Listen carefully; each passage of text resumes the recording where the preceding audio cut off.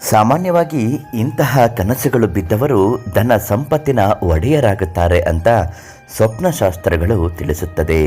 ಅಂತಹ ಕನಸುಗಳಲ್ಲಿ ಅನೇಕ ರೀತಿಯಾದ ವಿಧವಾದಂತಹ ಅದೃಷ್ಟ, ಸಂಪತ್ತು, ಸಮೃದ್ಧಿಯನ್ನು ಸೂಚಿಸುತ್ತದೆ. ಸ್ವಪ್ನಶಾಸ್ತ್ರದ ಪ್ರಕಾರ ನಮಗೆ ಇಂತಹ ಕನಸುಗಳು ಬಿದ್ದರೆ ನಮ್ಮ ಅದೃಷ್ಟ ಬದಲಾಗುತ್ತದೆ. ಆ ಕನಸುಗಳು ಅತ್ಯಂತ ಶುಭಕರ ಅಂತಲೇ ಹೇಳಬಹುದು. ನಿದ್ರೆಯ ಸಮಯದಲ್ಲಿ ಕನಸುಗಳು ಬೀಳುವುದು ಸರ್ವೇ ಸಾಮಾನ್ಯ. ರಾತ್ರಿ ಸಮಯದಲ್ಲಿ ಮಲಗಿರುವಾಗ ಹೆಚ್ಚಿನ ಬಾರಿ ಕನಸುಗಳು ಬೀಳುತ್ತವೆ. ಇಂತಹ ಪ್ರತಿಯೊಂದು ಕನಸುಗಳು ಅದರದ್ದೇ ಆದ ಅರ್ಥವನ್ನು ಹೊಂದಿರುತ್ತದೆ.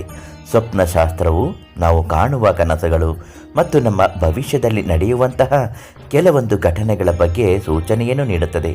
ನಿದ್ರೆಯ ಸಮಯದಲ್ಲಿ ನಮ್ಮ ಕನಸು ತುಂಬ ಶಾಂತ ಮತ್ತು ನಿರಾಳವಾಗಿ ಇರುತ್ತದೆ. ನಿದ್ರೆ ಮಾಡುವಂತಹ ಸಮಯದಲ್ಲಿ ಬೀಳುವ ಕನಸುಗಳು ಕೆಲವೊಮ್ಮೆ ನಮಗೆ ಶುಭ ಸೂಚನೆಯನ್ನು ನೀಡಿದರೆ ಇನ್ನು ಕೆಲವೊಮ್ಮೆ ಅಶುಭ ಸೂಚನೆಯನ್ನು ಕೂಡ ನೀಡುತ್ತದೆ. ಸ್ವಪ್ನಶಾಸ್ತ್ರವು ನಿದ್ರಾವಸ್ಥೆಯಲ್ಲಿ ನಾವು ಕಾಣುವಂತಹ ಈ ಎಲ್ಲ ಕನಸುಗಳ ಬಗ್ಗೆ ಶುಭವೆಂದು ಹೇಳಲಾಗುತ್ತದೆ.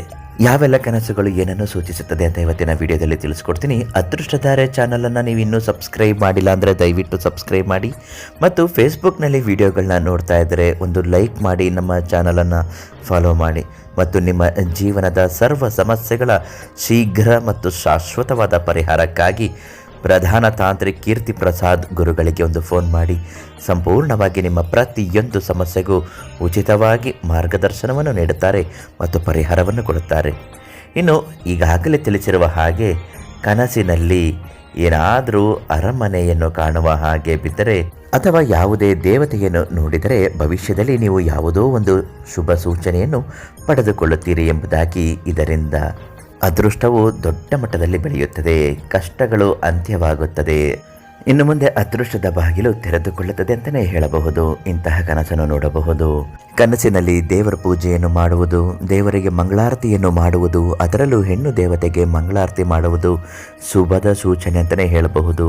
ಮನೆಯಲ್ಲಿ ಯಾರಾದರೂ ಅನಾರೋಗ್ಯದಿಂದ ನರಳುತ್ತಿದ್ದರೆ ಅವರಿಗೆ ಮತ್ತೊಮ್ಮೆ ಮರುಜೀವ ಮೊದಲಿಗಿಂತ ಹೆಚ್ಚಾಗಿ ತುಂಬ ಚೆನ್ನಾಗಿ ಆಗುತ್ತಾರೆ ಅಂತಲೇ ಹೇಳಬಹುದು. ಮತ್ತು ಇಷ್ಟು ದಿನ ಇದ್ದಂತಹ ಬಡತನ ಖಂಡಿತ ಸಂಪೂರ್ಣವಾಗಿ ನಿರ್ಮೂಲನೆ ಆಗುತ್ತೆ ಅಂತಲೇ ಹೇಳಬಹುದು. ಇದರಲ್ಲಿ ದೇವಸ್ಥಾನದ ಗೋಪುರಗಳು ಕೂಡ ಕೆಲವು ಬಾರಿ ಕನಸಿನಲ್ಲಿ ಬಂದರೆ ಅದೃಷ್ಟದ ಬಾಗಿಲು ತೆರೆದುಕೊಂಡಂತೆಯೇ ದೇವರು ನಿಮ್ಮ ಅನುಗ್ರಹಕ್ಕೆ, ದೇವರು ನಿಮ್ಮ ಕಷ್ಟಕ್ಕೆ ದೊಡ್ಡ ಮಟ್ಟದ ಪ್ರತಿಫಲವನ್ನು ನೀಡುತ್ತಾನೆ ಅಂತಲೇ ಇದು ಸೂಚನೆ ಆಗಿರುತ್ತದೆ. ಮತ್ತು ಕಷ್ಟದ ಸಮಯದಲ್ಲಿದ್ದವರಿಗೂ ಕೂಡ ಪ್ರತಿಯೊಂದು ಸಮಸ್ಯೆಗಳು ಪರಿಹಾರ ಆಗುತ್ತದೆ. ಬಡತನದಿಂದ ಶ್ರೀಮಂತರ ಎಡೆಗೆ ಇದು ದಾರಿ ಮಾಡಿಕೊಡುತ್ತದೆ. ಹಾಗೂ ನಿಮ್ಮ ಜೀವನದಲ್ಲಿ ದುರದೃಷ್ಟ ಬರುವಂತಹ ಕನಸುಗಳು ಕೂಡ ಬೀಳುತ್ತವೆ. ಯಾವ ಕನಸುಗಳು ಬಿದ್ದರೆ ಯಾವ ಅರ್ಥವನ್ನು ಕೊಡುತ್ತದೆ ಮತ್ತು ನಿಮ್ಮ ಇನ್ನಿತರ ಯಾವುದೇ ಸಮಸ್ಯೆಗಳಿಗೆ ಸಂಪೂರ್ಣವಾಗಿ ಉಚಿತ ಭವಿಷ್ಯ ಖಚಿತ ಪರಿಹಾರಕ್ಕಾಗಿ ಪ್ರಧಾನ ತಾಂತ್ರಿಕ್ ಕೀರ್ತಿ ಪ್ರಸಾದ್ ಗುರುಗಳಿಗೆ ಒಂದು ಕರೆ ಮಾಡಿ ನಿಮ್ಮ ಎಲ್ಲ ಸಮಸ್ಯೆಗಳನ್ನು ಪರಿಹಾರ ಮಾಡಿಕೊಳ್ಳಿ.